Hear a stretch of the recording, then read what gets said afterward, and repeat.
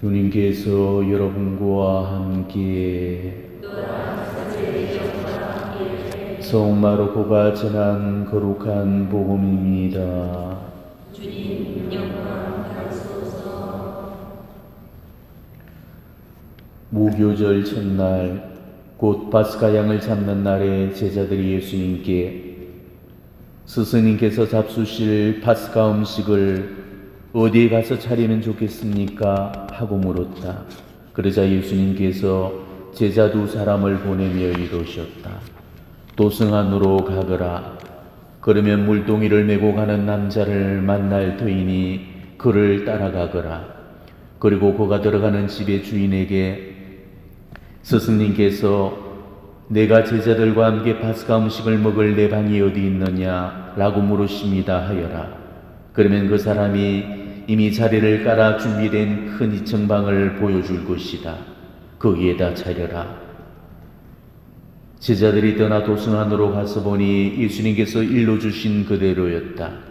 그리하여 그들은 파스카 음식을 차렸다. 그들이 음식을 먹고 있을 때에 예수님께서 빵을 들고 찬미를 드리신 다음 그것을 떼어 제자들에게 주시며 말씀하셨다. 받아라, 이는 내 몸이다.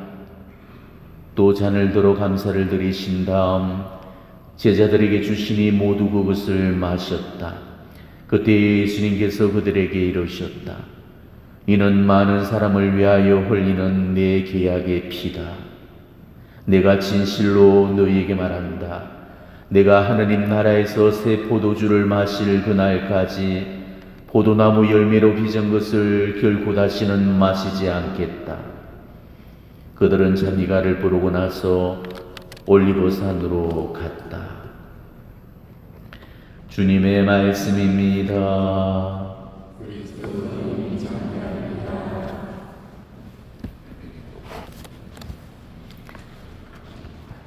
오늘은 지극히 거룩하신 그리스도의 성체 성혈 대축일이 되겠습니다. 우리 교회는 많은 대축일을 가지고 있죠. 그 중에는 부활 대축일을 포함한 4대 의무 대축일도 있고 또 3일째 대축일 같이 아주 비중 있는 그런 대축일도 있습니다.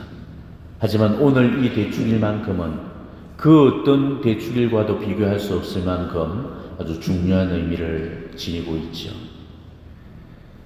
제2차 바티칸 공의회 전만 해도 그러니까 1960년 기점으로 해서 성체 성혈 대축일이 분리가 되어 있어서 예수 성체 대축일, 예수 성혈 대축일이 따로 기념이 될 정도로 성체 성혈에 대한 그런 공경이 지금과는 사뭇 달랐습니다. 지금은 이런 전통들이 거의 사라지고 없지만은 예전에는 4월을 예수 성체 성혈로 지내고 7월을 예수 성혈 성혈로 지내기도 했었죠. 그만큼 성체 성혈이 우리 그리스도 신앙의 본질이고 핵심이고 정말 성체 성혈을 제하고는 우리 신앙을 논할 수가 없다는 것입니다.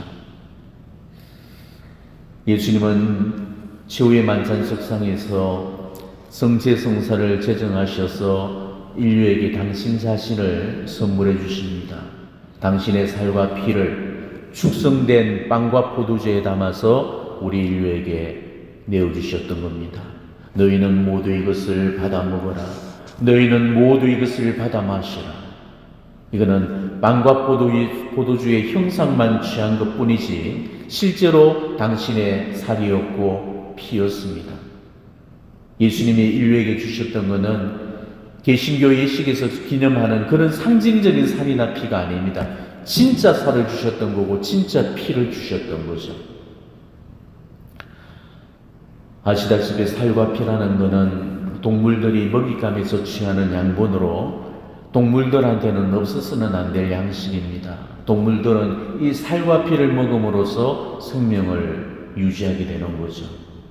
마찬가지로 우리 인간도 신적 생명을 취해야만이 우리는 영원히 살 수가 있습니다. 예수님께서 이 땅에 오셔서 굳게 잠긴 천국 문을 열어주시고 천국 목적지에 이르는 길을 알려주셨지만은 문만 열어주시면 뭐하고 목적지에 이르는 길만 알려만 주시면 뭐하겠습니까? 힘이 있어야만 거기까지 갈 수가 있는 거죠. 천상을 향해서 여행 중인 지상의 순례자들이 목적지까지 가려면은 다른 건 다 없어도 되지만은 양식은 반드시 있어야 됩니다. 그걸 먹고서 힘을 얻고 우리는 천국까지 갈 수가 있는 거죠. 지상의 음식으로는 인간을 영원히 살게 하는 방법이 없었기 때문에 인간을 영원히 살게 하기 위해서는 당신의 생명을 우리 인간에게 나눠주셔야만 하셨습니다. 그래서 우리가 이 초자연적인 생명을 먹고 마심으로써 그 양식으로 힘을 내어서 당신께 올 수 있도록 그래서 당신의 살과 피를 내어주셨던 거죠. 예수님도 분명히 이 사실을 밝히셨습니다. 너희가 사람의 아들의 살을 먹지 않고 그의 피를 마시지 않으면 너희는 생명을 얻지 못한다. 이렇게 말씀하셨잖아요. 바로 그 때문에 당신의 살점을 떼내어서 우리를 먹이시고 당신의 핏방울을 흘려서 우리에게 마시게 하셨습니다. 이게 바로 저 십자가 사건이었습니다. 당신을 희생시키면서까지 당신을 죽이시면서까지 우리를 살리려고 하신 것, 이게 바로 성지의 승률입니다. 아무리 생각해봐도 우리 머리로서는 이해가 잘 안 갈 겁니다. 하느님께서 어떻게 이런 생각을 다 하실 수 있는 건지, 어떻게 자기를 죽이면서까지 우리를 살려내시려는 생각을 다 하신 건지 우리는 죽었다 깨어나도 이해하지를 못할 겁니다. 이거는 인간은 결코 이해할 수 없는 하느님의 신적 자비만이 허락하신 은총인 겁니다. 모든 성사적인 은총이 하느님 자비에서 연원하지만은 특히 이 성체 성사는 우리 하느님 자비에 극치고 그 어떤 성사도 이 성체 성사를 능가하거나 앞설 수가 없습니다. 왜? 하나님께서 당신 자신을 희생시켜서 은총을 주신 유일무이한 성사이기 때문에 그렇습니다. 그렇기 때문에 우리가 지금까지 모셔왔고 오늘도 곧 모시게 될 이 성체가 어느 분의 몸이고 그분이 어떤 희생을 치르고서 주신 음식인지 정도는 알고서 그렇게 배령을 해야 됩니다. 오늘은 우리 본당을 포함해서 한국과 전 세계 교회에서는 본당마다 천년성체 예절을 거행했고 그리고 곧 거행하게 될 겁니다. 어린이들이 천년성체를 위해서 교례를 배우고 각종 기도문이나 교회 전례 예절을 배워서 마침내 인생에서 처음으로 예수님을 모시게 되죠. 아이들이 그 첫 떨림과 설렘을 잘 간직하면서 그렇게 신앙생활을 영위해 나갔으면 좋겠습니다. 아이들이 그 천년성체를 위해서 얼마만큼의 정성과 노력을 기울여서 성체 배령을 준비하는지를 안다면 우리가 성체 배령을 함에 있어서 얼마만큼 합당한 준비를 갖추고 예를 갖춰서 성체를 배령해야 되는지를 정말 깊이 반성을 해보셔야 되는 겁니다. 복료 중에 이멜다 람베르디니라는 복료가 계시는데 오늘 이 복료에 관해서 여러분들에게 소개를 해드리고자 합니다. 이 대리 출생의 복료신데 천년성체하는 이들의 수호승인이십니다. 12살 어린 나이에 돌아가셨어요. 그런데 살아생전에 성적에 대한 뜨거운 사랑으로 성체 안에 계신 예수님과 일치하고 싶어 하셨죠. 성체 안에 예수님께서 현존하신다는 이야기를 제일 처음 듣고 나서부터는 성체를 모시고 싶은 열망으로 가득 찼고 그 열망은 가면 갈수록 커져만 갔습니다. 그런데 복면은 천년성체할 정년기가 아니었기 때문에 성체를 영하고 싶어도 그럴 수가 없었던 거죠. 도미니코 수녀의 학교에 입학하고 나서부터는 영성체에 대한 열망이 더욱더 간절해져 가고 수녀님들이 성체를 영하기 위해서 제단 앞으로 나갈 때 자신은 자리에 앉아서 성체를 마음으로 모시는 신령 성체로 성체에 대한 열망을 예서 눌러보았지만은 성체를 모시고 싶은 열망은 식을 줄을 몰랐고 가면 갈수록 불길처럼 영혼을 불태웠고 그 열망이 하도 커서 정말 죽을 것 같은 두려움에 빠져들었습니다. 그런데 그런 어느 날 이멜다에게 놀라운 기적이 일어나게 됩니다. 그날도 수녀님들이 영성체를 하고 있을 때였죠.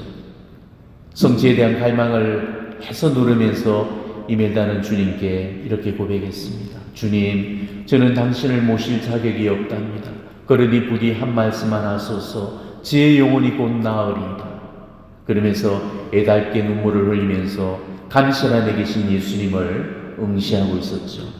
그런데 그 순간 갑자기 감실로부터 형용할 수 없는 찬란한 빛살이 쏟아져 내려오는 거였습니다. 그리고 그 빛 가운데서 성체가 자신을 향해서 점점 가까이 다가오는 거였죠. 그리고 마침내 성체가 이멜다의 입 가까이 이르렀을 때 성체는 그 자리에 멈춘 채로 공중에 떠 있는 거였습니다. 이멜다는 형언할 수 없는 기쁨에 어쩔 줄을 몰라 했죠. 하지만 곧 자신이 영성체할 자격이 없다는 것을 알고서는 머뭇거리고 있었습니다. 바로 이 놀라운 광경을 모두가 두려움에 쌓여서 바라보고 있던 바로 그때에 사제가 얼른 성체를 성반에 모셔가서는 이멜다의 속으로 영해줬죠. 12살이 안 된 소녀한테 성체를 영해줄 수 없다는 것을 그 사제는 누구보다도 잘 알고 있었지만은 교회법을 초월한 하나님의 신적 자비가 바로 이것을 허용하고 있다는 사실을 알아챘던 겁니다. 그리고 마침내 이멜다는 정말 꿈에나 그리던 천년성체의 소원을 그렇게 이룰 수가 있었죠. 이멜다는 벅찬 기쁨과 감격에 젖어서 주님께 기쁜 감사의 기도를 올렸습니다. 미사가 끝나고 아직까지 눈을 감은 채로 감사 기도를 바치고 있던 이멜다한테 한 수녀가 다가와서 이멜다를 흔들어 깨웠죠. 그런데 이미 이멜다는 숨을 놓은 상태였습니다. 그토록 그리던 성체의 예수님을 만나고 이멜다의 영혼은 예수님과 함께 천국으로 올라갔던 겁니다. 천년성체를 한 후로 곧장 하늘나라로 불려간 승인은 현재까지 이멜다가 교회사에서 유일무이합니다. 주님과 함께하고 싶어 했던 그 간절한 열망을 주님께서 그렇게 들어주셨던 거죠. 그런데 성령께서는 죽기 직전에 이런 고백을 하셨습니다. 그분이 제게로 오시면 전 환희와 행복에 넘쳐 분명히 죽을 거예요. 그런데 정말 그 고백 그대로 이루어졌던 겁니다. 그러면서 성체에 대한 그 어떤 외경심 없이 성체를 영하고 있는 우리 어른들에게 일침을 가는 말씀들을 다음과 같이 남깁니다. 어떻게 사람들이 구세주를 모신 이후에도 여전히 살아있는지 난 도무지 이해할 수가 없답니다. 이 이야기가 그저 전설로 내려오는 지나친 비약이고 과장이라고 생각하는 그런 사람들도 있을 겁니다. 하지만 전설도 아니고 비약도 아니고 교회 역사에 분명히 기록되어 있는 사실이에요. 그리고 이태리의 그 볼로나에 있는 성 지기스문드 성당에 바로 복녀 이멜다의 유해가 근 700여 년 동안 썩지 않은 채로 유리관 속에 잠을 자듯이 그대로 안치되어 있습니다. 이 이야기는 천년성체를 하게 될 어린이들한테만 해당되는 얘기가 아니에요. 우리 어른들, 성체의 예수님을 공경한 줄도 모르고 어떠한 준비도 없이 성체를 모시고 있고 어떤 감사도 할 줄을 모르고 일말의 떨림이나 감격조차 없이 무심하게 성체를 영하고 있는 바로 우리 어른들을 향해서 고발하는 얘기입니다. 여러분들이 분명히 아셔야 될 진실, 틀림없이 믿어야 하고 추호도 의심 없이 확고부동하게 믿어야 될 진실은 성체 안에는 예수님께서 실제로 현존해 계신다는 사실입니다. 이거는 하나의 상징이 아닙니다. 전설이나 꾸며낸 이야기가 아닙니다. 하나도 빼거나 보태거나 과장된 것이었습니다. 예수님은 바로 제병과 포도주 안에 트란스ubstantia세요, 실제 변화되시고 그 성체 안에 프레젠시아 레알리스, 실제 현존하시는 겁니다. 일본 아키다에서 성모님이 발현하시죠. 그 성모 발현에서 성모님께서는 성체 안에 예수님께서 참으로 현존해 계신다고 그렇게 분명히 말씀해 주셨습니다. 지연자인 사사가와 수녀가 어느 날 기도를 드립니다. 성체 안에 계시는 예수 성심이여 라면서 그 기도를 드리고 있을 때 성모님께서 발현하셔서 성체 안에 계시는 예수 성심이여가 아니고 성체 안에 참으로 계시는 예수 성심이여라고 하라고 하시면서 이 참으로란 말을 빠뜨리지 말고 반드시 덧붙여야 된다고 힘주어서 말씀하셨습니다. 성체 안에 참으로 현존해 계시는 예수님이십니다. 성체 안에는 예수님께서 참으로 현존해 계셔요. 작은 재병 속에도, 저 캄캄한 감실 속에도 예수님은 참으로, 진짜로, 정말로 현존해 계십니다. 그러니 성체의 예수님을 합당하게 모시기를 바랍니다. 그저 비스켓 하나 오물거리며 주워 먹다 하지 마시고 그 어떤 외경심도 없이 예수님 성체를 욕되게 모시는 일이 없기를 바랍니다. 바로 사도가 고린도전서에서 뭐라고 경고하셨습니까? 부당하게 주님의 빵을 먹거나 그분의 잔을 마시는 자는 주님의 몸과 피에 죄를 짓게 됩니다. 그러니 각 사람은 자신을 돌이켜보고 나서 이 빵을 먹고 이 잔을 마셔야 합니다. 주님의 몸을 분별 없이 먹고 마시는 자는 자신에 대한 심판을 먹고 마시는 것입니다. 이렇게 고발하십니다. 어느 날 힐데가르트 성녀께서는 영성체를 하러 나오는 5부류의 영혼의 모습을 환시로 보게 되는데 그 환시를 이렇게 밝혀주고 계십니다. 사람들이 성체를 모시려 사제에게 나아갈 때 나는 그들 아래쪽에 5부류의 서로 다른 모습의 영혼들이 있음을 알아보았습니다. 하나는 몸을 가지고 있었는데 그 영혼은 불타고 있었습니다. 두 번째는 몸이 그림자같이 희미했고 영혼은 어두웠습니다. 세 번째는 머리를 산발을 하고 있었고 그 영혼은 악행의 더러움으로 가득 차 있었습니다. 네 번째는 날카로운 가시에 둘러싸여 있었고 그의 영혼은 나병에 걸린 듯이 보였습니다. 다섯 번째는 몸에서 피를 흘리고 있었고 그의 영혼은 마치 썩어가는 시체처럼 악취를 풍기고 있었습니다. 성체를 모실 때 이 모든 부류 중에서 어떤 부류는 불길이 그를 끼얹은 듯이 되어 빗속에 쌓였고 다른 부류들은 암흑의 구름으로 뒤덮였습니다. 미사를 마치고 사제가 제대에서 물러날 때 제대를 둘러싸고 있던 밝은 빛은 다시 하늘에 보이지 않는 곳으로 올라갔습니다. 그 환시의 광경을 그대로 이렇게 적었습니다. 자, 그러니 미사를 참여한다고 해서 다 같이 간다는 뜻이죠. 정말 미사 참여가 하나님께는 기쁨이 되어드리고 자기 영혼한테는 구령의 복된 선물이 되어지는 그런 미사가 있는 반면에 하나님께도 기쁨이 되어드리지 못할 뿐만 아니고 자기 영혼의 구령에도 도움이 되기는커녕 하나님의 진노를 쌓는 그런 미사가 되는 영혼들도 있다는 것입니다. 지금까지 내가 바쳐온 미사 잘 살펴보시고 그동안 내가 미사를 드려왔던 그 자세가 과연 어떤 부류의 영혼에 속하는지를 깊이 성찰해 봤으면 합니다.